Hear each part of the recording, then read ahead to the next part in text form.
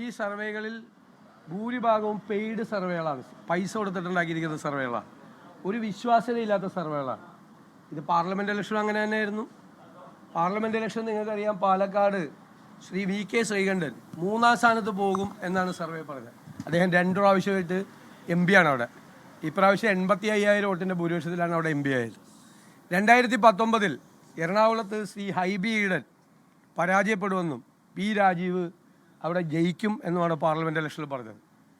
എറണാകുളത്ത് അന്നത്തെ റെക്കോർഡ്, ഹൈബി പിന്നെ റെക്കോർഡ് തിരുത്തി, ഏറ്റവും വലിയ റെക്കോർഡ് ഭൂരിപക്ഷത്തിൽ 1,60,60,000 വോട്ടിനാണ് ഹൈബി ഈഡൻ ജയിച്ചത്. ഷാഫി പറമ്പിൽ വടകരയിൽ തോറ്റുപോകുമെന്നാണ് പറഞ്ഞത്. പല സർവേകളും, പ്രധാനപ്പെട്ട സർവേകളൊക്കെ, ഇപ്പോൾ വരുന്ന ഈ സർവേകളൊക്കെ തോറ്റുപോകുമെന്നാണ് പറഞ്ഞത്.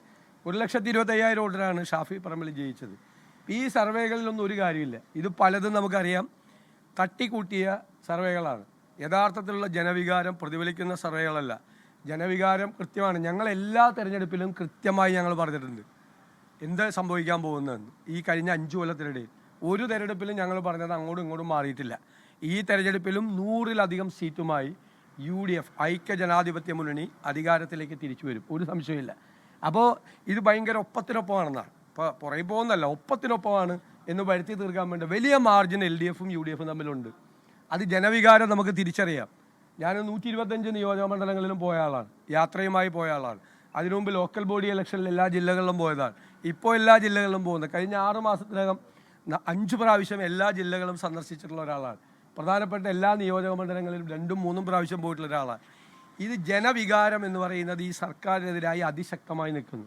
അതേ അവസരത്തിൽ ചരിത്രത്തിലാദ്യമായി, ഇന്ത്യ ചരിത്രത്തിലാദ്യമായി UDF വളരെ തയ്യാറെടുപ്പോടുകൂടി ഒരു ഗവൺമെൻറ് അധികാരത്തിൽ വന്നാൽ എന്തു ചെയ്യണം എന്നുള്ള കൃത്യമായ നിർദ്ദേശങ്ങളുമായി ഗവേഷണതുല്യമായ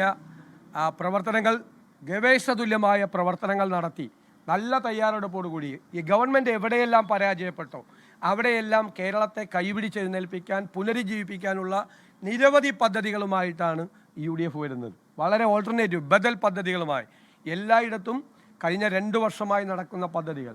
അതുപോലെ ഈ സംസ്ഥാനത്തിൻ്റെ മുഖച്ഛായ തന്നെ മാറ്റുന്ന വലിയ, നമ്മുടെ കേരളത്തെ ഒരു പോർട്ട് സിറ്റിയാക്കി മാറ്റാൻ കഴിയുന്ന കോസ്റ്റൽ ഷിപ്പിംഗ് പദ്ധതി, അതുപോലെ 27 പദ്ധതികൾ കൊണ്ടുവരുന്ന ഏവിയേഷൻ പദ്ധതികൾ, എയർപോർട്ടുകളെ കൂട്ടിയിണക്കി, തൊഴിൽ സംരംഭ പദ്ധതി 10,000 സംരംഭങ്ങൾ തുടങ്ങുന്നു. അതുകൂടാതെ 5 ഗ്യാരണ്ടി രാഹുൽ ഗാന്ധി പ്രഖ്യാപിച്ചു. ഇതെല്ലാം ചേർന്ന് സമഗ്രമായ തയ്യാറെടുപ്പോടു കൂടിയാണ് UDF വരുന്നത്. അപ്പം ജനങ്ങൾക്ക് പൂർണ്ണമായ വിശ്വാസമുണ്ട് ഈ സർക്കാർ തുടരാൻ പാടില്ലെന്നും സർക്കാരിനെ താഴെ ഇറക്കണമെന്നും അതിന് പകരം വരുന്ന UDF ഗവൺമെൻറ് ഇവർ പരാജയപ്പെട്ട സ്ഥലത്ത് വിജയിക്കുമെന്ന് പൂർണ്ണമായ ഉറപ്പുണ്ട്.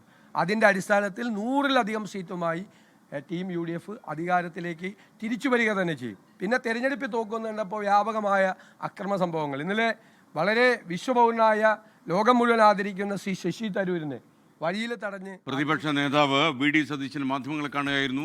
ഇപ്പോൾ മാധ്യമങ്ങൾ സംപ്രേഷണം ചെയ്യുന്ന സർവേകൾ പെയ്ഡ് സർവേകളാണെന്നാണ് PD സതീശൻ്റെ ആരോപണം. എപ്പോഴൊക്കെ സർവേയിൽ UDF സ്ഥാനാർത്ഥികൾ പരാജയപ്പെടും എന്ന് പ്രഖ്യാപിച്ചുകൊണ്ട് അപ്പോഴൊക്കെ UDF സ്ഥാനാർത്ഥികൾ വൻ ഭൂരിപക്ഷത്തിൽ വിജയിച്ചുവെന്നും PD സതീശൻ.